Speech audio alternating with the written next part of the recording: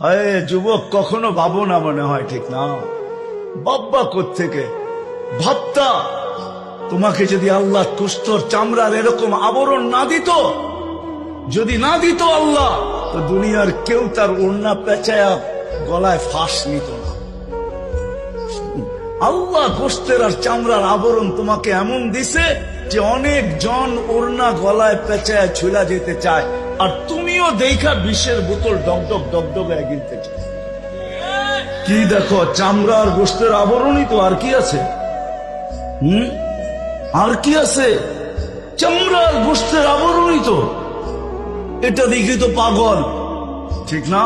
কতজনই তো এই পর্যন্ত জান দিল, ওরে জিজ্ঞাসা করলে তুই জান কেন দিলি? হায় হায় হায়, সত্য এটাই। ওই মজনুর মতোই বলবে। কেউ নাকি মজনুকে বলছিল, লাইলি তো কালো, তুই কি দেখা পাগল হইছিস? তোর চোখ দুইটা খুইলা আমারে দে, আমার দুইটা খুইলা তোর ভিতরে লাগায় লাও, তারপরে তুই দেখবি লাইলি কালো না সুন্দর।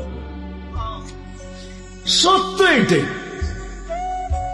ভাবি না কোনদিন আল্লাহ মাপবে আমল দিয়া। প্রত্যেক ব্যক্তি আল্লাহর কাছে করে পার্থক্য। দুনিয়া আলাদের মাপার স্কেল ভিন্ন, ওটা আমি দেখাইতে চাই না। আমার কাছে সব লিস্টই আছে।